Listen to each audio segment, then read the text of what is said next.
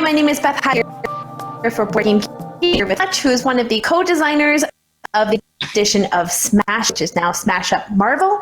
And so the other designer, which hopefully might be able to join us in a little bit, is Paul Peterson. But we are here with Fletch. Fletch, how are you doing today? And tell us a little bit about Smash Up Marvel.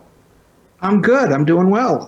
So Smash Up Marvel is the first licensed Smash Up product that we've put together with them. It's for ages 12 and up. It plays in about 60 minutes. It was a lot of fun putting this thing together. We had a blast. We had several designers and developers all getting together and geeking out about our favorite Marvel characters and our favorite factions to put together, and really just had a blast with all of this. Well, Smash Up has been in publication since 2012, but because it's a really easy game to learn, why don't we walk through for the benefit of those who maybe haven't had the chance to play a version of Smash Up before, and then as you go, perhaps you can kind of highlight exactly what adds the Marvel flavor to this edition. Okay, yeah. So Smash Up is a shuffle building game, which means you take two faction decks and you just shuffle them together. It's really easy to build your deck this way. Pick two factions that you just feel like you're going to have some fun with, and shuffle them up and go. Your goal is to take control of bases, and those are the blue cards down there at the bottom of your screen. You'll see that bases have point values on them, and the characters in your factions have point values at the top left corner. So when all of the characters on a base total up to the base's breakpoint number or higher, and that's the top left corner there of Stark's lab. When the characters total 18 points or more, the base is going to break. And then whomever has the most points worth of characters there gets the 3 victory points. Whoever has the second most gets the 2 victory points. Whoever has third gets 1 victory point. And then you track your victory points, and whoever gets to 15 victory points first wins. Within the deck, you've got characters that you see there. You've got a whole bunch of them on display. You've got some action cards that just do one trick actions, and you take turns playing up to one character and up to one action each turn. There are some characters and actions that will break those rules. And it's all about figuring out ways to build synergies that get you your points faster than your opponents do. So when you are playing this game, one of the things that I've always liked about Smash Up and excited to see how this is implemented in the MCU, or well, just in Marvel, is that, MCU's movies, sorry. Is that you are picking a faction. And so that is one of the flavors of replayability, is that how do the factions differ from one another, either in terms of just flavor and theme, or do they have a difference in terms of mechanics? So every faction is a different theme and a mechanic that's been designed to pair well with that theme. So for instance, Masters of Evil is a lot of fun. They sort of hatch a devious plan and get stronger as the game goes on. The more victory points you have, the more vicious they play. Hydra is a lot of fun because they've got a bunch of little minions, and you can see the Hydra agent at the top of the deck there. Their whole theme is that if you cut off one head, 2 more will rise to take its place. So you can put these decks together, and since every faction has 2 power characters, that Hydra agent, when he is put into the discard pile, he might be helping you get 2 power minions from your other faction, like S.H.I.E.L.D., who's full of S.H.I.E.L.D. agents and can just flood the board very quickly. Maybe, would you mind, since Lincoln has them so beautifully laid out along the top of the screen, would you mind just kind of going through the different factions? So the Ultimates are sort of a cosmic-themed faction. You've got Captain Marvel there, you've got Spectrum, you've got America Chavez, and their whole faction is about flying from one base to another. They travel very quickly, and they can help other characters in your deck move to those bases with them. So they can very quickly just take over a base from far away. The Avengers, it's a 6-character faction. You've got 6 really heroic Avengers characters that everyone knows and loves. And they do big splashy effects, and each of them has an action card that goes with them. So if you compare the action card with the Avenger they go with, you can get some really explosive effects out of that deck. Spider-Verse is all about special actions and moving mechanically very quickly and responding to things. You can have a base that has 1 or 2 characters on it, and just before that base breaks, you can sneak a couple extra characters onto that base, boost their power, and finish the round with the most power at that base and score your points that way. Shield is about flooding the board and getting a bunch of characters out there all together. They work together very nicely and they boost each other. Masters of Evil, like I said, is about accelerating as the game goes on. The Kree are militaristic, and they just love boosting their power as they play. Hydra is about sacrificing your own pieces and letting them get destroyed for your own benefit. And then Sinister Six is all about using effects like base modifiers. These are actions that stick to the base to lower the base's breakpoint and take advantage of bases with lower breakpoints. They basically attack the city directly. I'm guessing it was very purposeful to have 4 factions that are good aligned, I guess would be the way to describe it, and 4 that are, and I say this in air quotes, so for they're evil, so to say. Yeah, they've got different motivations. You never know in Marvel who's going to work together, but yes. Yeah, and that was one of the things that we really loved about Smash Up when we started applying Marvel to it, was the idea that you could have team-ups that you would never expect to see. So you could have the Avengers working side by side with the Masters of Evil, or the Sinister Six with the Kree. And I wanted to say, too, that we are joined by Paul Peterson, who is the other co-designer of this game. Hello, Paul. Hello, how's it going? Excellent. Excellent match for your background there as well. Very thematic. Thank you. Thank you. Paul, we were just giving a quick tour of the different factions, and I just wondered, too, if you wanted to talk about a little bit of the difference of how originally Smash Up evolved now into becoming the first licensed version with Marvel.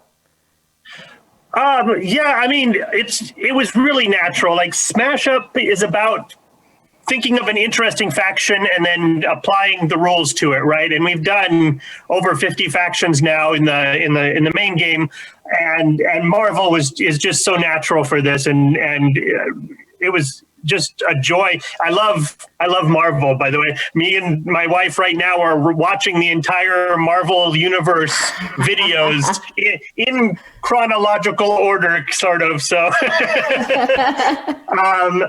yeah, it was a joy, and it's so natural that Marvel works really well this way because it has natural factions like Hydra and Shield, but also natural groupings like the Avengers and the Kree and the Sinister Six, right? These are all, and Masters of Evil. These are all groups that exist in the world, and they just come together in a Smash Up expansion really well. Well, and I'm always interested to see if you guys have any insights to share on what it's like to develop a relationship, particularly with a studio as big as Marvel/Disney. That process of getting intellectual property rights or IP rights is something I think is very unknown to a lot of people who might play games like, oh, it's Marvel, without realizing all the work that goes behind to even just make that a possibility. Well, I can speak to that. That's something that the op's been doing for years. We already had a relationship going with Marvel from past games like Thanos Rising and several Munchkin titles. And really, when we brought Smash Up to Marvel and explained to them what we wanted to do with this project, they were thrilled. And their participation in this was fantastic as well. We would have meetings where the team at the op would get in touch with Marvel, and they would start throwing ideas to us. We'd love to see this kind of character, or if you're doing this faction, boy, this would be a great character to fit in there. So they helped us really kind of break some mental log jams along the way when we were really struggling to figure out who's the missing piece of this faction, or what group would be our great, fourth villain faction to fit in there, and they would come back with all kinds of suggestions for us to work with. Well, let's talk a little bit about the artwork, because certainly that is so integral, being that the core of Marvel is comic first and all its other branches second. Was this artwork that was lifted from other Marvel pieces, or was it created uniquely for Smash Up? The cover art was created unique. That's custom art. That's the first time that art's ever been used.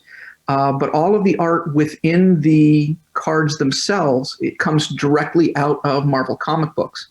And I'll tell you, I spent days just pouring through hundreds and hundreds of issues of Marvel Comics, trying to find the exact right piece of art for each one. We had a couple of folks at our end that started the process there. And then when COVID struck and we all started working from home, it became this one massive Google Doc of art being submitted from this group and that group and the other group. But ultimately, yeah, it was days of combing through actual Marvel sources to find the art that we needed. Now, obviously, the original Smash Up was published by AEG, but if people in the chat are asking if these two versions are compatible with each other, would you be able to lift out factions from the Marvel version and play them back in the original? 100%. Yeah, absolutely. That was from the get-go. We didn't want to do anything in here that would break that too badly. You take Sinister Six and put them together with Ghosts and go have a good time. Yeah, the joy of Smash Up is really finding those strange and unique combinations, and we knew right from the start that this had to blend seamlessly with the rest of the Smash Up world. Now, anytime we have co-designers, I'm always particularly interested to see how you guys develop a designing relationship. If you, in talking with other pairings, we were speaking about Michael Kiesling and Wolfgang Kramer earlier, Matt Leacock and Rob Davio have a quite well-known pairing. So I'm wondering if you guys might have a little insight to share on how do you divvy up who does what here, at least in COVID times where we're forced to work remote. Would you normally be working together? Is that possible? I'm just wondering if you guys have a few details to share on what it's like to work together as a team. Paul was the star of the show this time. Paul knows Smash Up inside and out. He's been doing it for years. This was my first time jumping in to work on designing Smash Up. So really it started with Paul and his ideas. And I was there more as a producer at the ops end, developer at the ops end, just trying to take the information from Marvel and pair that with Paul's designs and steer things and nudge things when they had to be. Sean, definitely, like several of these factions are Sean's initial designs. He'd be like, this would be awesome, let's do this. And he'd spit out an entire faction basically. And every time I was like, that's amazing. Yeah, let's take that and turn it into, make it fit in the templates we have sort of for what a Smash Up faction needs to look like and things like that. So, but it was great working with Sean on this. I find it really interesting that you guys just described what the other one did. Okay. Something positive about we are your not relationship. Geographically next to each other for one thing. So we were very used to working this way long before COVID hit. So. As I think is the case for probably a lot of Paul and I had only met in person once before this project at a friend's house in Seattle to play some board games. I used to live up there, and Paul's there now.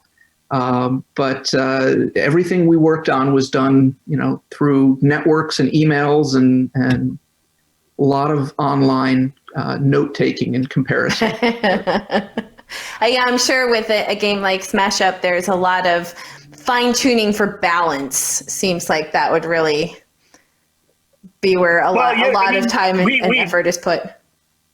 Yeah, we had to not only test this internally to make sure it's consistent as a set, because I mean, a lot of people will just buy this and have the Marvel set and play it as the Marvel set. So that was key. But then we also, as you said, these are designed to play with the other set, so we had to test it with those too. So yeah, we have some of the most amazing playtest teams for this that are all sort of external to the companies. All covered in NDAs and stuff, of course, but these people have been playtesting Smash Up sets for years, and they know it inside and out, and they have very strong opinions on how things should go.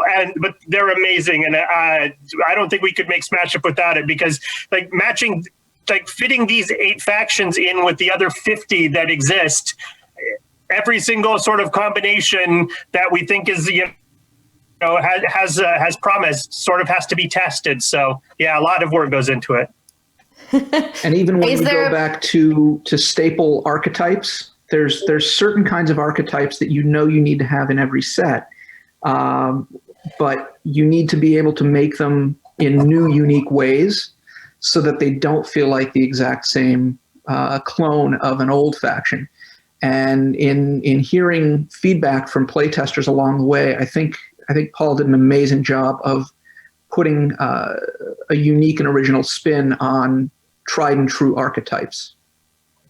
Given how simple at its core Smash Up is, like play 2 minions, play 2 actions, go, it's amazing that, I'm amazed at how I can still, come up with an idea and say, hey, wait, that's a little different than what we did before for these. Yeah.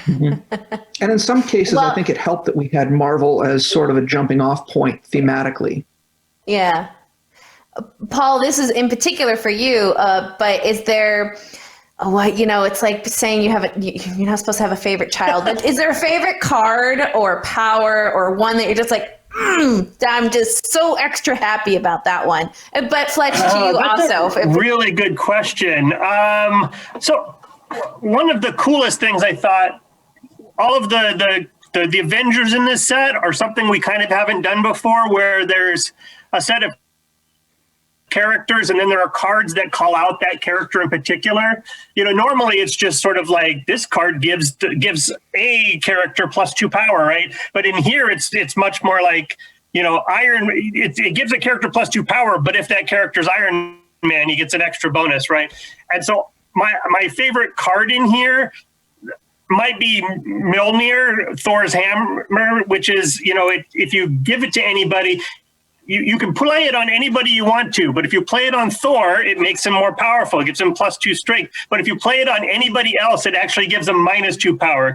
It's the ideas from the movies where Thor puts the hammer on somebody and walks away, and they can't do anything now because he's the only one who can move it, right? So I really loved that we made this cool item that I like, in the story anyways. I like Mjolnir anyways, but it actually feels kind of like exactly what would happen. It's like, well, if Thor has it, of course it's good for him. Oh, and anybody else? No, we don't really want to deal with that. So, well, you have the Thor Mjolnir combo gets even cooler because Thor himself has the ability to fetch Mjolnir. He can summon Mjolnir and then whip it around and throw it at another character. It's true. I think you guys said it earlier already, but yeah, the universe of Marvel just sort of seems to slot into this game without much effort at all. Right. And does new cool things. We haven't really done something like that before where, if you put it on this guy, it's good. If you put it anywhere else, it's bad. So that's awesome. Now, a bit of a self-motivated question. Aldi, the owner of BGG, is wondering if Thanos is in this game. He might be a huge Thanos fan. No Thanos. Sorry. No, Sorry, Aldi. He's so big. So a mechanic we have in other Smash Up sets are Titans, and we didn't really involve that in this set. But if we ever decided to make Titans for here, we could Thanos would probably start hanging around because that's exactly what he is. So. Yeah. That makes sense. He's sort of another tier above in terms of how he would interact in the game. Now, one of the things, since The op always has tons of titles coming out, and Fletch, maybe you might be able to speak a little bit to any other titles that you might be able to sneak peek for us a little bit, if you're able or willing, either for later 2020 or for into 2021. Well, I know, I believe we're doing a demo of Talisman Star Wars with you tomorrow. Yep. So we'll be able to show off some of the cool new mechanics happening there. We've got plenty of licensed stuff, but off the top of my head, I'm focused right now on Marvel and Smash Up. So I'll be honest, That's not a bad thing to be zero focused in on the game you've been working on. I'm pretty focused right now. There's a joke in the chat saying that you should smash up Endgame specifically. I mean, that is sort of like, Infinity War and Smash Up is all of the different movies finally coming together. So yeah, it definitely fits that theme. Yeah. Now, anything else special all that you 8 guys... decks together and see what happens. Let's go. Against Thanos, we'll make a card that you have to play 8 decks against. We've got a whole new Smash Up format right now. Literally smash the deck up, yeah. Anything else special that you guys are doing here for SPIEL.digital? Other than being with us, we've got several other live streams going on. Pat Marino's up next with you for, I'm racking my brain. Oh, here, I covered it up. Risk 40,000 and The Shining. There you go. So I guess, all right. So this is mostly it for me, so. Well, in the final minute that we have here, guys, was there anything else that you just wanted to share, either about this experience or about when Smash Up Marvel is going to be available? And if you are able to answer that, it would be nice if we sort of have availability for EU versus US. I know that the US launch is in January of 21. I don't know what the EU launch is right now. I just want to say how awesome this project has been and how it's all come together. Marvel is a dream license for me. I've worked on it a couple of times before in small ways, but just like getting to dig in and getting to take my game that I've been making for 10 years and apply it to a license I love this much has just been a dream. Oh, match made in heaven. Yeah. Well, Fletch and Paul, I so appreciate you guys taking a little bit out of your day today to be able to give us a quick run through and some behind the scenes of Smash Up Marvel, which is being published by the OP, which should be out in the US early 2021. So thank you both again. No, thank you very much.